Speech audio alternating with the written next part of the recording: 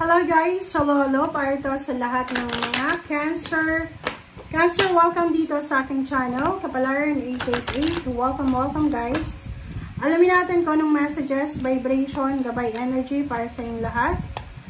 This is general weekly tarot reading, Cancer. So, tingnan natin kung ano yung message na gustong ipahiwatig sa'yo ng baraha. Last week siya ng July 2025. And doon sa mga bago kong subscribers, thank you guys sa inyong lahat sa pag-subscribe.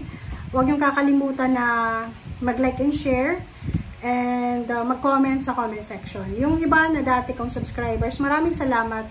And same din, mag-comment kayo guys ha. Yun, number 39, Cancer. Sinasabi ng barahan na posibleng merong okasyon sa barangay, sa city. Maybe you're invited sa kung ano man na okasyon. So, maybe there's an awarding. Diba? Like, for example, if you're Cancer na anak ka ng isang teacher, diba? Yung mga teacher na senior citizen na, diba, pinaparangalan siya sa munisipyo. Or yung midwife. Like, for example, if you're a midwife sa isang barangay, there's a, parang ano to congratulatory ba? Yung parang mga centennial, parang ganun. So, pwedeng ganun. Maraming okasyon, maraming selebrasyon na posibleng invited ka, lalo na sa barangay nyo. Or maybe, you're celebrating with your family, may reunion, or posibleng merong induction, ceremony, or pwedeng kung ano man siya na selebrasyon. Okay? Okay, tingnan natin. Next deck tayo. Cancer.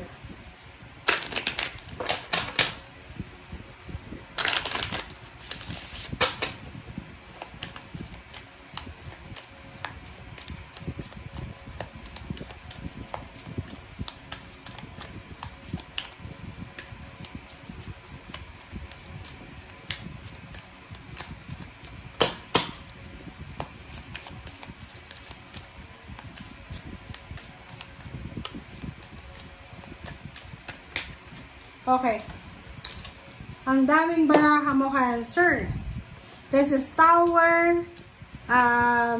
This is Six of Swords. Okay. And this is Seven of Wands. And this is Journey. This is Four of Wands. So, nakikita ko sa'yo dito, Cancer, na posibleng marami sa inyo na posibleng marami kang pinagdadaanan ng mga confusion sa buhay. This is confusion, guys. Pakicomment sa comment section. Maybe this is confusion, heartaches. But sinasabi ng baraha sa'yo na you're moving on.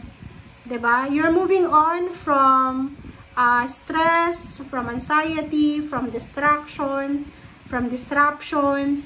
And nakikita ko siya dito, medyo may yung mga confused sa inyo, like for example, may nag-offer sa inyo, Cancer, ng trabaho, marami siyang trabaho ang ina-offer sa inyo.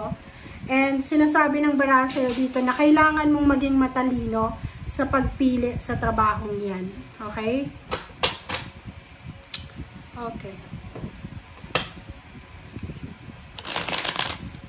Confused ka ba?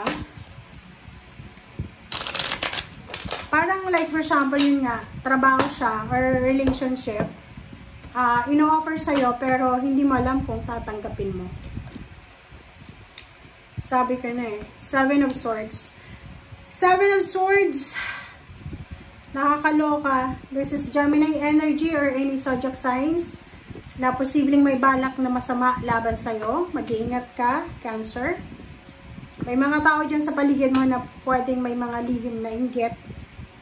Ayaw kanilang maging masenso. It's either this is your family or this is your friends. This is the family of your in-laws, parang sabihin na natin. Ayaw kanilang maging matagumpay. Okay, Empress. Nakikita ko sir dito, marami kang bagong ideas. Like, marami kang plano sa buhay. Ito yung gusto kong negosyo. Ito yung country na pupuntahan ko. Ito yung bahay na gusto kong ipatayo. Kailangan wag mo yan na ipagsabi. Tingnan mo to. Kasi Ang universe ay bibigyan kanya ng pagkakataon na makapagsimula ng bagong buhay, mangarap ulit, magkaroon ng bagong ideas, bagong wishes, bagong goals, inspiration, or motivation. Ang problema lang, napapaligiran ka ng mga inggitero-inggitera na once na broadcast mo na yan, sinabi mo na siya, binalita mo na siya, i-evil eye ka nila. Hindi sila papayag eh. Gagawa at gagawa sila ng paraan para hindi yan matuloy. Alright, next is Six of Wands. Diba? So, kung makikita mo dito, in the near future, possible na you are victorious and you are abundant and prosperous. So, may mga incoming induction, celebration, accomplishment, achievements, graduation, celebratory energy siya na mangyayari sa'yo. Sa trabaho, sinasabi ng barahan na pwedeng ikaw ay lilipat sa bagong trabaho, pwedeng may promotion, may salary increase, pwedeng yung iba, magta-travel sila papuntang ibang bansa, syempre tataas yung sweldo mo sa ibang bansa. Okay, Hangman, and Ace of Pentacles. So, may iba din sa inyo ditong Cancer na posibleng kayo ay makatanggap ng job offer na eto yung job offer na gustong-gusto mo dati pa. Yung parang minamanifest mo talaga siya. Eto sana yung makuha ko, mag-offer sana yung company, ganito. And siguro na-let go mo na lang siya. And out of the blue, 'di ba? Parang sila mismo yung hahanapin ka para ibigay sa iyo yung trabaho. Okay, so let's clarify. Seven of Swords is Emperor. Diba? Ang nakikita ko sa'yo dito, may mga tao sa paligid mo na ramdam nila eh. Ramdam nila na dahil sa kasipagan mo, dahil sa diskarte mo sa buhay, you will be an emperor. Yung parang magkakaroon ka ng authority, ng power. So, gagawin nila ang lahat para parang kontrolin yung success mo. Hindi ko alam kung sino-sino sila, but ikaw may idea ka na. Nine of Cups, sinasabi ng barahan na isang emotional success, emotional happiness ang posibleng darating sa'yo. Six of Swords, travel. So, yun. Pwedeng ikaw kasama yung pamilya mo. Kayo ay lilipat ng bahay, lilipat ng residence, pwedeng lilipat ng bansa, or kayo ay magkakaroon ng pagbabago. So, parang aalis kayo sa sitwasyon na alam nyo na hindi na kayo welcome, sa sitwasyon na alam nyo na stagnant na. The Empress, diba? Dalawa yung Empress pa, tapos sinasabi pa ng baraha sa'yo na maraming iba sa inyo, Cancer, na makakatanggap kayo ng maraming offers. Financial offers, job, international and local. And sinasabi ng baraha, maraming blessings ang darating sa inyo. There's a new baby, there's a wedding, there's a new business opening, there's a new friendship, new collaboration, or new relationship. Okay, so makakatanggap ka ng maraming balita.